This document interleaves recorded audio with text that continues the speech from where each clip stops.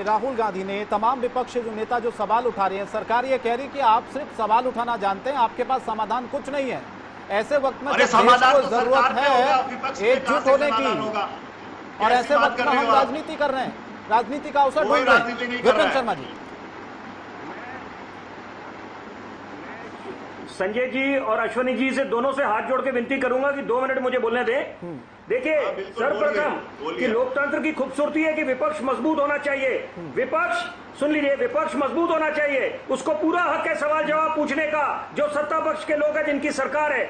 लेकिन यह भी समझना है कि यह सामान्य समय नहीं है।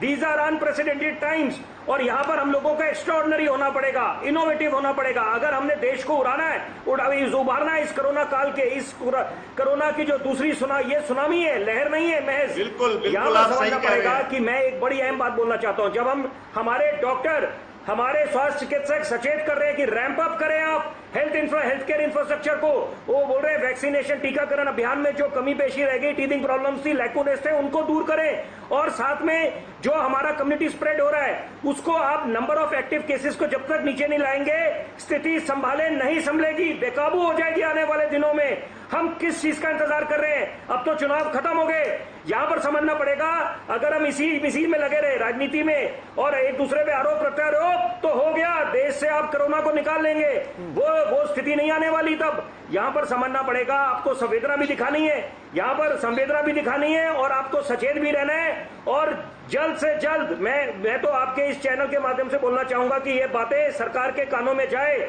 Those who are at the helm of the affairs, the ruling dispensation, with immediate effect, military lockdown की घोषणा हो जानी चाहिए, या एक स्ट्रिक्ट एक लॉकडाउन की। हम किस चीज का इंतजार कर रहे हैं? आप खुद देख रहे हैं कि लाशों का ढेर लग रहा है, आप एक्टिव केसेस बढ़ी जा रहे हैं, थमने का नाम नहीं ले रहे।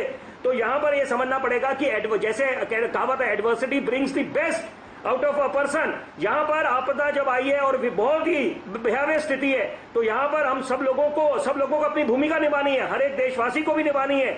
हमने पहले भी पिछले साल घरों में रहकर लॉकडाउन के जो नियमों को पालन था, सोशल डिस्टेंसिंग का, मास्क पहनना, सैनिटाइजेशन का, हमने वो अच्छे तरीके से करा।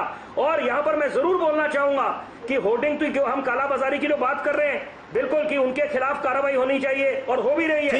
लेकिन ये भी समझना पड़ेगा, ये भी डॉक्टर साहब उसके लिए उस पर और रोशनी डालेंगे, ये भी कहीं की समझ नहीं है कि आप बेवजह होर्डिंग करना शुरू कर दें, ऑक्सीजन सिलेंडर अपने घर में ले आए। संजय जी, मेरा आपसे सवाल है, जिस तरह से हम रास्ते में जब ट्रैफिक होता है, पहला रास्ता हम सड़क देते हैं, जो है एम्बुलेंस जाती है, एम्बुलेंस को, उसी तरह से जिसको आप हमें संवेदना दिखानी पड़ेगी कि जिसको ऑक्सीजन की सही बात कही आपने, सभी राजनीतिक दलों को दिखानी होगी। विपिन शर्मा जी, सभी को दिखानी होगी। संजय जी, जीएसटी सरकार को हटा देनी चाहिए, जीएसटी सरकार को हटा देनी चाहिए। ऑक्सीजन सिलेंडर, जो एसेंशियल मेडिकल ड्रग्स हैं, ऑक्सीमीटर और वेंटिलेटर्स पे जीएसटी हटा देनी चाहिए।